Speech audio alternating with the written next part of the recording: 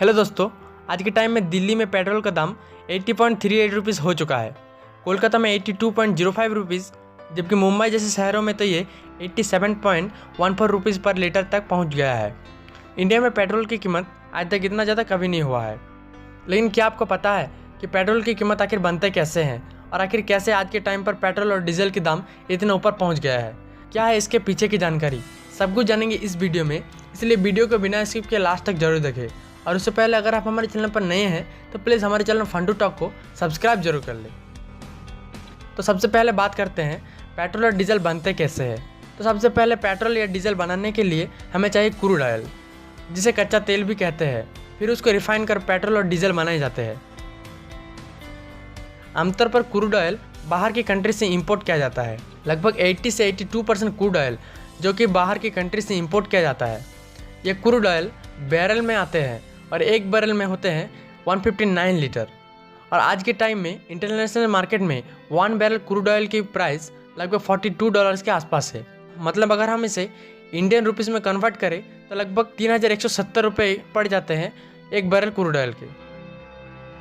तो इसी हिसाब से 1 लीटर क्रूड ऑयल का दाम 20 रुपीज़ के आसपास हो जाता है। फिर इसमें रिफाइनिंग, मार्जिन और ट्रांसपोर्ट का कॉस्ट ऐड होकर लगभग 25 रुपीज़ में ये पूरी तरह से तैयार होकर पेट्रोल पंप तक जाने के लिए रेडी हो जाता है। फिर इसमें ऐड होता है डीलर कमीशन, मतलब आप जिस पेट्रोल पंप से तेल डलवाते हैं उस डीलर की कमीशन, जो कि 3 से 4 रुपये तक होता है। फिर इसमें सेंट्रल गवर्नमेंट द्वारा टैक्स लगाया जाता है, जिसका नाम है एक्साइज ड्यूटी। यह लगभग पर लीटर पर 32.98 रुपीज़ के आसपास होता है। मतलब आप जितना लीटर पेट्रोल डलवाएंगे उसमें हर एक लीटर पर आपको 32 से 33 रुपया सेंट्रल गवर्नमेंट को टैक्स देना होगा। उसके बाद फिर इसमें स्टेट गवर्नमेंट ने अपनी कमाई के लिए इस पर अलग से 30% मतलब 18.36 रुपीज़ के आसपास टैक्स लगता है, जिसे वैट कहते हैं। तो इस तरह से 25 रुपये का पेट्रोल पर डीलर कमीशन, सेंट्रल गवर्नमेंट की tax excise duty and state government की टैक्स वैट लगाकर ये बन जाते हैं 80 रुपीज़ की। तो अब तो आप समझ गए होंगे कि पेट्रोल और डीजल का दाम कैसे डिसाइड होता है।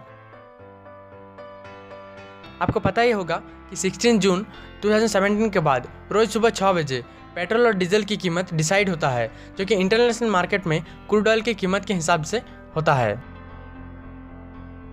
तो अब आपके जानकारी के लिए बता दें कि 2014 में एक बैरल क्रूड ऑयल की कीमत इंटरनेशनल मार्केट में $107 थी, जबकि एक्साइज ड्यूटी 9.48 रुपीज़ और वैट 20% के आसपास था। तो तभी इंडिया में पेट्रोल की कीमत लगभग 70 से 72 रुपीज़ के आसपास था। फिर जब 2014 के बाद इंटरनेशनल मार्केट में क्रूड ऑयल की प्राइस धीरे धीरे घट गई, तो उस हिसाब से तो पेट्रोल और डीजल की कीमत भी घट जाना चाहिए था।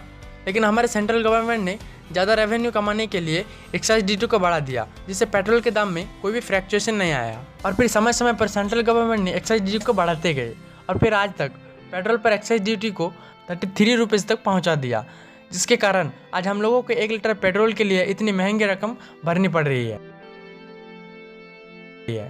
अब सवाल ये उठता है कि क्या पेट्रोल और डीजल का दाम कभी नहीं घटेगा? क्या पेट्रोल और डीजल के दाम घटाने के लिए कोई भी रास्ता नहीं है? तो इसका जवाब है हाँ, हम 2 तरीक़ों से पेट्रोल और डीजल के दाम को घटा सकते हैं। नंबर 1, अगर हमारे सेंट्रल गवर्नमेंट ने एक्साइज ड्यूटी को घटा दे और साथ ही साथ स्टेट गवर्नमेंट भी वैट को कम कर दे, तो पेट्रोल और डीजल की कीमत में काफ़ी गिरावट देखने को मिल सकती है।